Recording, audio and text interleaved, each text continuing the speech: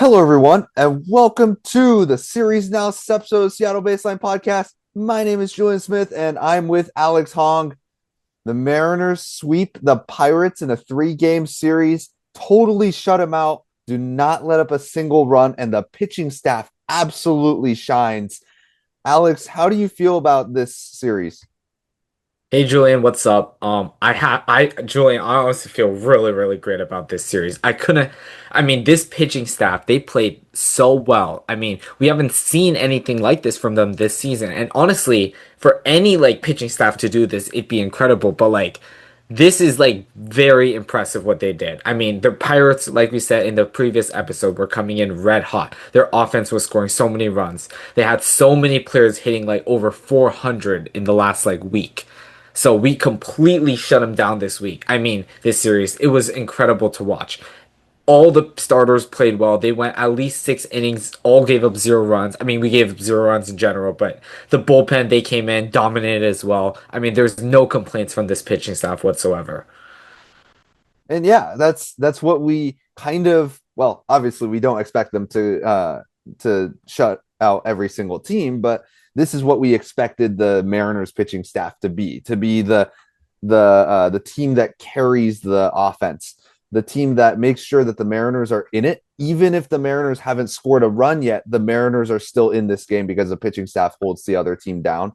The Pirates were coming in red hot, as you just mentioned. The Pirates were scoring 6, 7 runs a game for the last 6 games before the Mariners came in, and the Mariners totally shut them down. They showed them this is what we do at T-Mobile Park.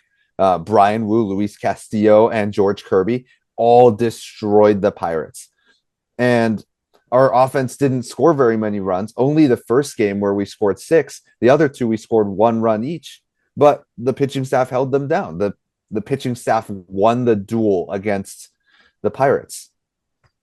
Yeah, and this is kind of like what we saw last year. There were many times last year where the offense was struggling, but our pitching staff kept us in these games.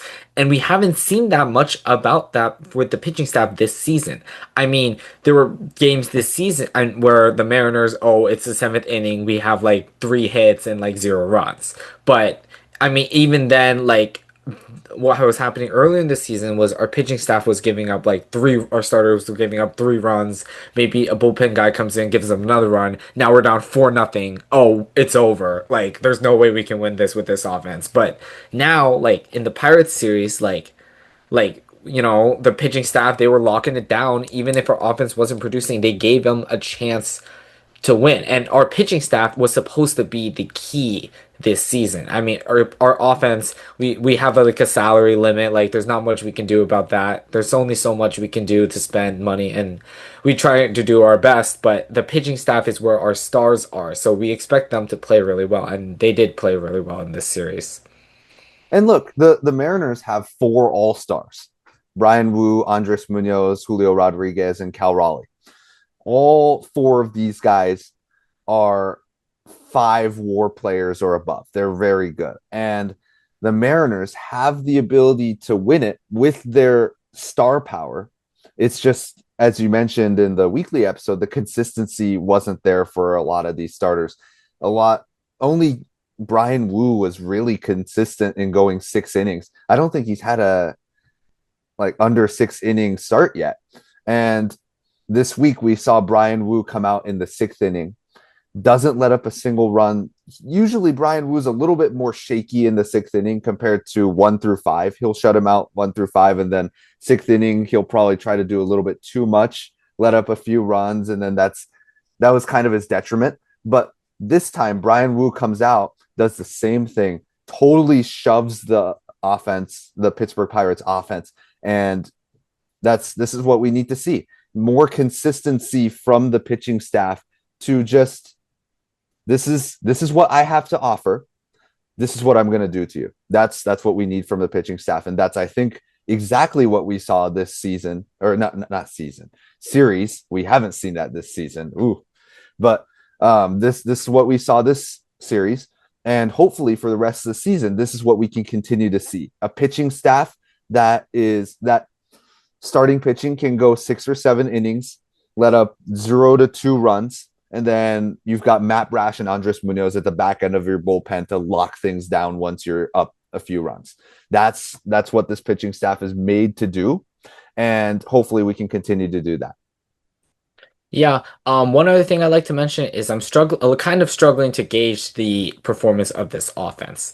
There were definitely players that played pretty well. Like Cal had a pretty decent series, Randy had a good series. I mean, there were players who had a good series, but overall the offensive production, like they only scored one, we won 1-0 in the second and third game. I mean, the offense didn't play that well. So, Mm.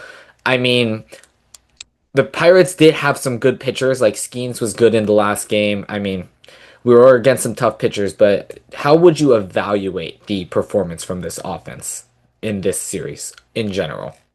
Yeah. I think it's the little things. For example, JP Crawford in the third game had the opportunity to score in the first inning with the Jorge Polanco base hit. He doesn't slide. It's just something where instinctually he should be able to go, okay, I'm running to home plate. There's a pretty good chance that a base hit, a single base hit, is probably going to come back from the left fielder all the way back to the catcher at home plate. He should have slid.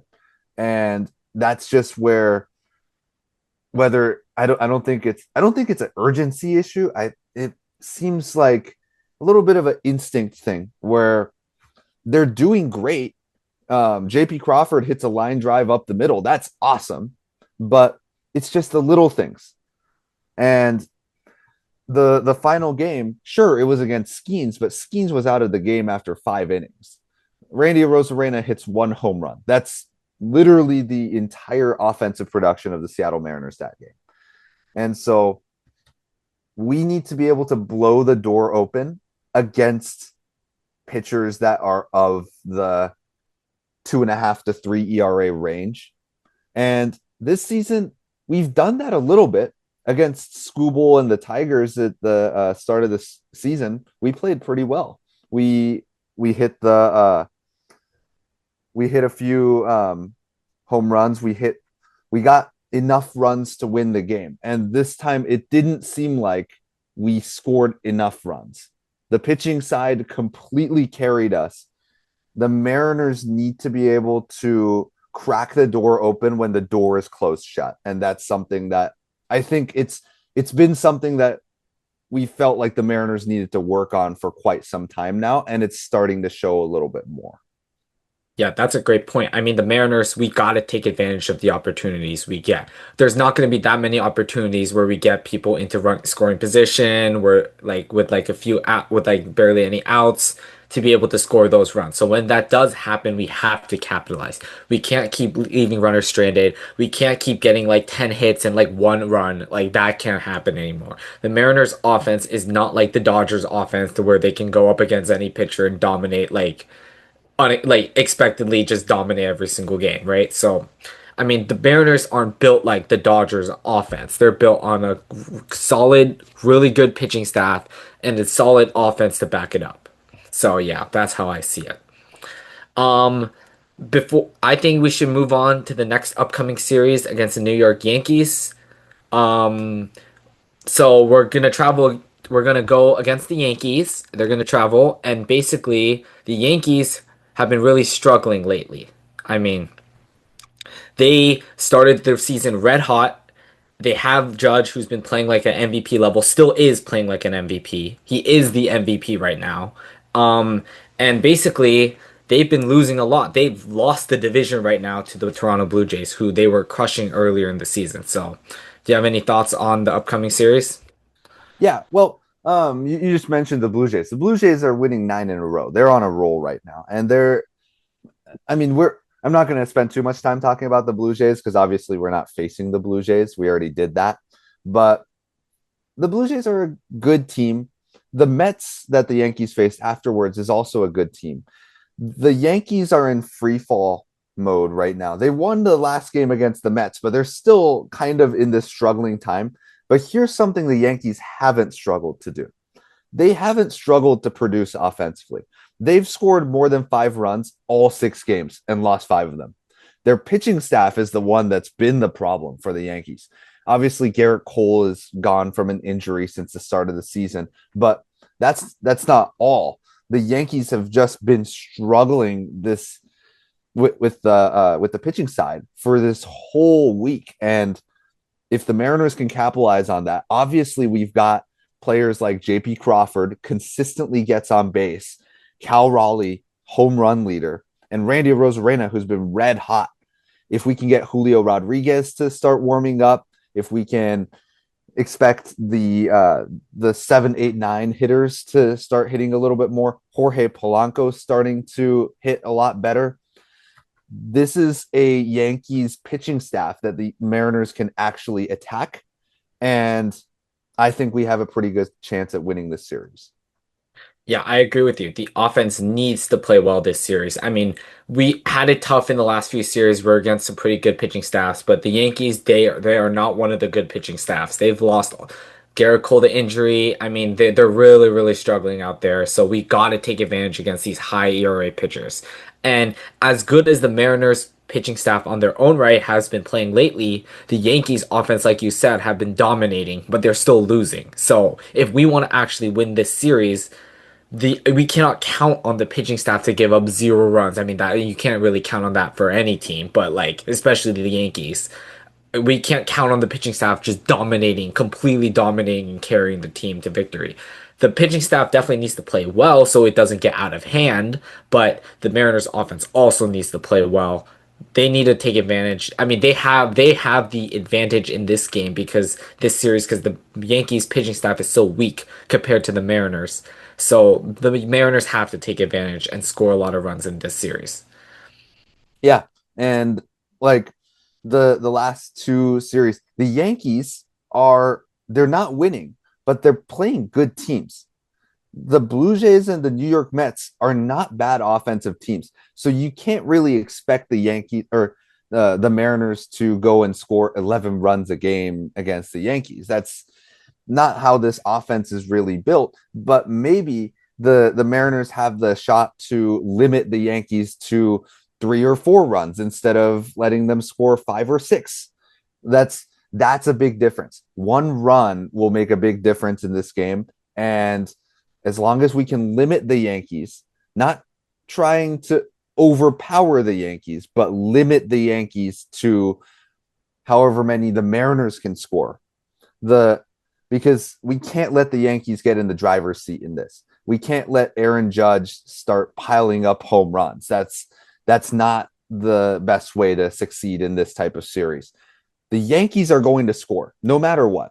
That's how their offense is built. You've got Aaron Judge, Cody Bellinger, Jazz Chisholm, Trent Grisham. All of these guys are playing really good right now. And the Mariners need to limit them. The Mariners limit them. They score one more run than the Yankees. They do just enough to beat the Yankees. And I think we're looking pretty good. Yeah, and one other thing I'll say is we cannot let Aaron Judge beat us. If there are situations in the game, I'm willing to just intentionally walk him. I mean, teams have done that to us with Cal Raleigh. When you see that big of a threat going on to the play, I mean, Aaron Judge, his on base percentage this season is 468. He's basically going on base like half of the time. I mean, if his probability of getting on base is that high, you might as well just walk him in a situation where you could get killed by like a double or even a home run, which he has done all season. So we got to be very close and very conservative to pitch against Aaron Judge. There are players on the Yankees who aren't good that are in the starting lineup. Those guys we could pitch more aggressively, but I mean, with Aaron Judge, we got to be very careful and not just give him a ton of stuff down the middle that he can smash out of the park. So yeah, big factor in this game will be definitely to limit the power of Aaron Judge and what he's been doing this season. And keep in mind, we're playing in the Bronx, which is the Yankee Stadium is known to be really small, and they allow a lot more home runs than a park like T-Mobile Park, which is a more pitchers friendly park. If Yep. At T-Mobile Park, you won't see as many home runs as you would at Yankee Stadium. It is so much easier for someone like Aaron Judge or even a hitter like Jazz Chisholm will start hitting a ton of home runs against us if our pitching staff is not careful. So overall, Yankee Stadium is where all of the home runs happen because it's so short. It's if you're if the length to hit a home run is shorter, you'll have more home runs. That's just how it works. And so the Mariners are going to score a little bit more home runs as long as they get hits, and the Yankees are probably going to score more home runs too. So at any point in the game, the offense of both teams can change the course of this game. And that's why playing in the Bronx is a little bit scary, is because at any point the Yankees can crank two home runs in a row, and then that's the game. That's what the Mariners need to stop the Yankees from doing. And if anything, the Mariners can take advantage of that. We have a lot of home run. The Mariners are actually really good at hitting home runs this season, and especially at the Bronx where it's easier to hit the home run. Maybe 4 or 5 home runs like in a single game. That is inside of the picture for the Seattle Mariners right now in the Bronx, and I think we have a pretty good shot offensively. Get more hits, score more runs, and get the win.